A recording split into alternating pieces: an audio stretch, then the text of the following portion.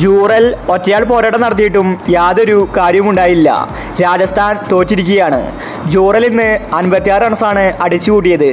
ജൂറലിന് സപ്പോർട്ടായിട്ട് ഒരാളുണ്ടായിരുന്നുവെങ്കിൽ ഉറപ്പായിട്ടും ഇന്ന് രാജസ്ഥാൻ കളി ജയിച്ചേനെ.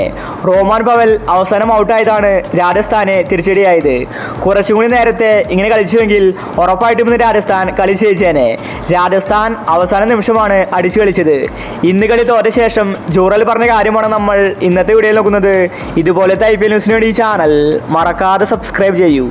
കളി തോറ്റ വിഷമത്തിൽ ജൂറൽ പറഞ്ഞത് ഇങ്ങനെയായിരുന്നു: ഇന്നത്തെ കളി ഞാൻ ജയിപ്പിക്കുമെന്ന് കരുതി. അതിനു വേണ്ടിയാണ് ഞാൻ പരിശ്രമിച്ചത്. പക്ഷേ എനിക്ക് ബോളുകൾ ഉണ്ടായിരുന്നില്ല. അവസാന നിമിഷമാണ് ഞങ്ങൾ അടിച്ചു കളിച്ചത്.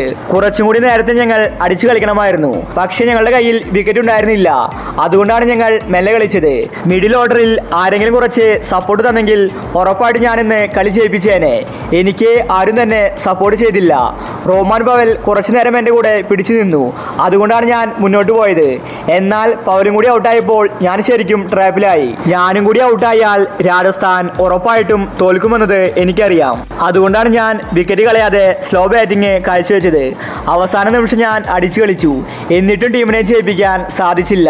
സഞ്ജീവോ പരാഗോ കുറച്ചു നേരം കൂടി നിന്നുവെങ്കിൽ ഉറപ്പായിട്ടും ഞങ്ങൾ കളി ജയിച്ചേനെ. ഒരുപാട് തെറ്റുകൾ ഞങ്ങൾക്കിന്ന് സംഭവിച്ചിട്ടുണ്ട്. അതെല്ലാം തിരുത്തി അടുത്ത വർഷത്തിൽ മികച്ച രീതിയിൽ തിരിച്ചു വരുമെന്ന് ജൂറൽ വ്യക്തമാക്കി. രാജസ്ഥാൻ ആരാധകർ നിരാശയിലാണ്. ഇപ്രാവശ്യം കപ്പ് നേടുമെന്നായിരുന്നു എല്ലാവരും കരുതിയത്. എന്നാൽ അവസാന നിമിഷം രാജസ്ഥാന് കാലിടറി. ഹൈദരാബാദിന് മുന്നിൽ തോറ്റുമടങ്ങേണ്ടി വന്നു. രാജസ്ഥാന് ബാറ്റിങ്ങിലാണ് പണിയായത്. ആരും തന്നെ ഫോമായില്ല. ജയ്സ്വാൾ ഓപ്പണിങ്ങിൽ അടിച്ചു കളിച്ചു. അതുപോലെ ജൂറൽ ലാസ്റ്റ് നന്നായി കളിച്ചു. മിഡിൽ ഓർഡറാണ് പണി കിട്ടിയത്. അപ്പോൾ ഇന്ന് രാജസ്ഥാൻ തോൽക്കാനുണ്ടായ കാരണങ്ങൾ എന്തൊക്കെയാണ്? നിങ്ങളുടെ അഭിപ്രായങ്ങൾ താഴെ കമൻറ്റ് ചെയ്യുക. ഇതുപോലത്തെ IPL ന്യൂസിന് വേണ്ടി ഈ ചാനൽ മറക്കാതെ സബ്സ്ക്രൈബ് ചെയ്യൂ.